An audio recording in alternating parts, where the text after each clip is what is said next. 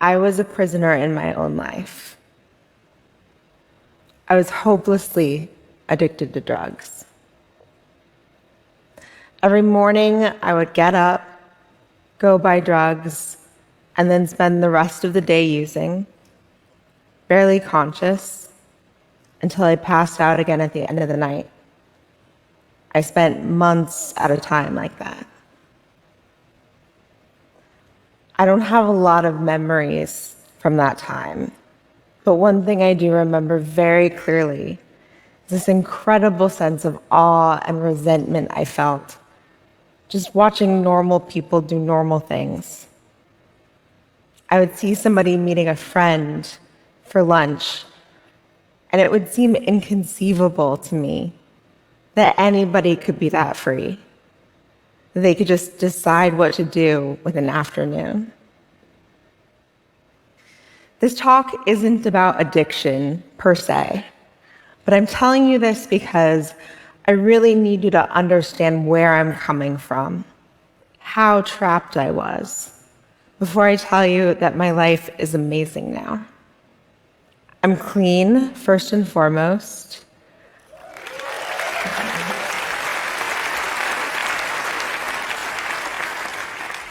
I'm married to an incredible man, and we get to do all sorts of fun projects together.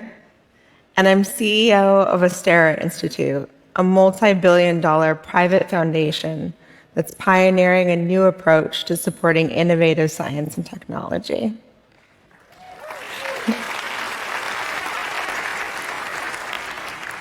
What I do want to talk about today is how I got from point A to point B. What changed? It's not that I got smarter or that I started trying harder. I think what changed was even more fundamental. It was developing a sense of personal agency, which I think about as the capacity to both see and act on all of the degrees of freedom we actually have. It's about being able to find the hidden doors in the walls of life. I want to argue that when it comes to living a satisfying and meaningful life, agency is actually much more important than the things we usually think about as critical to success, like intelligence and hard work, both of which are next to useless if misapplied, and which are becoming less and less important as we increasingly outsource them to machines. I saw a quote recently from Gary Tan, the CEO of Y Combinator, that I really liked. He said, "Intelligence is on tap now, so agency is even more important." For all of the freedom that addiction took from me, I think it actually gave me an unnatural advantage when it came to cultivating agency. And that's because while agency has many mothers, one of them is certainly desperation. Addicts call this the gift of desperation, actually. The willingness to do whatever it takes to change your life. To embarrass yourself by standing up in front of a room full of strangers and say, "My name is Kate and I'm a drug addict." Or to lock yourself away for months. Or to take medications that will put you in the ER if you drink. By the time I went to rehab, I definitely had the gift of desperation. I'd lost my job, most of my friends. For a time, I'd basically lost the ability to walk. And so when I left, I walked into a halfway house and a complete mess of a life. But in a way, I think that was actually good. Because I felt like I had nothing left to lose. And that made me fearless and hungry. I started saying yes to everything, every connection someone was willing to make, in hopes it might lead to something that would help me get back on my feet. I remember just going for volume. It didn't matter if I could tell how something would benefit me. That's how I ended up meeting most of the people I've worked with in the last 4 years. Losing my sense of pride also helped me learn really fast. I had brain damage, which meant that I didn't always understand things, and I couldn't pretend that I did either. So I got good at saying, I don't understand what you just said. Can you explain it to me? In situations where before I might have just nodded along. Side note, people love to explain things. It's a total win-win.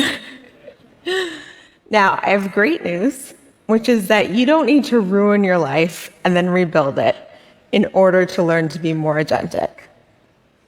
I do think it helps to be some kind of desperate, but there's always something to be desperate for.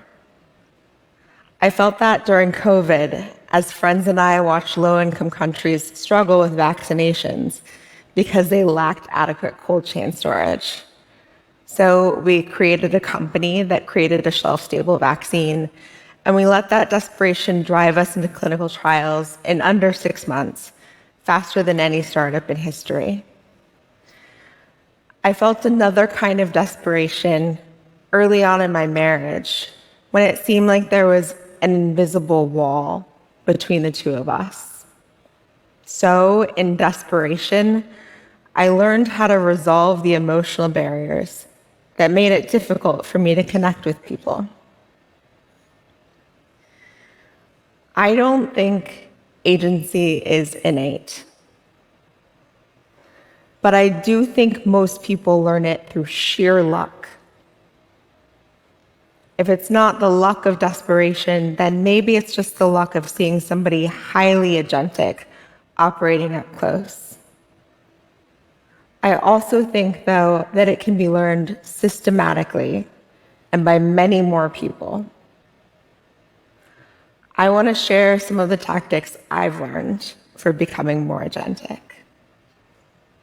First, assume everything is learnable.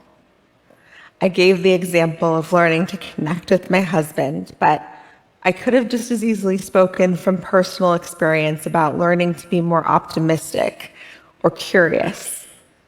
I think most traits that people treat as fixed are actually quite learnable if you both believe that they are and put the same kind of effort into learning them that you would anything else. Second, court rejection. We spend our lives carefully avoiding it, but if you're only aiming for things you get, you're doing yourself a disservice. In fact, sometimes you have to aim for things that feel unreasonable to make sure your instinct about what's reasonable is right. Last time I was applying for a job, I told a couple people, I'm thinking about starting an organization much like your own. Can I run yours instead?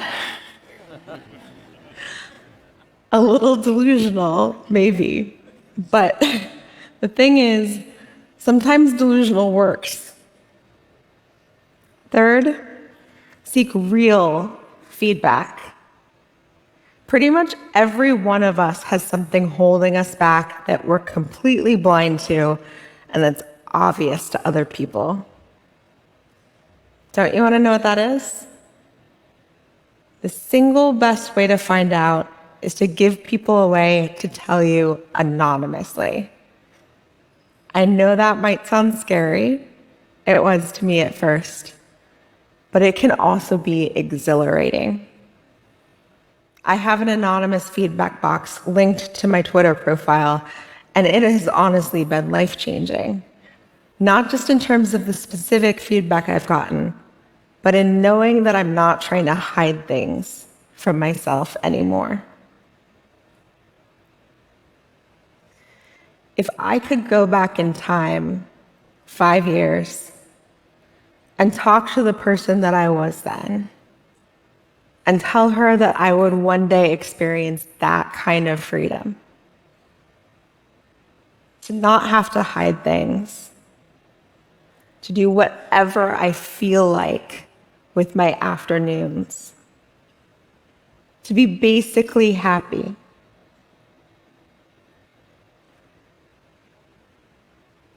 I would not have believed it. But that is the power of personal agency. No matter how stuck you are, if you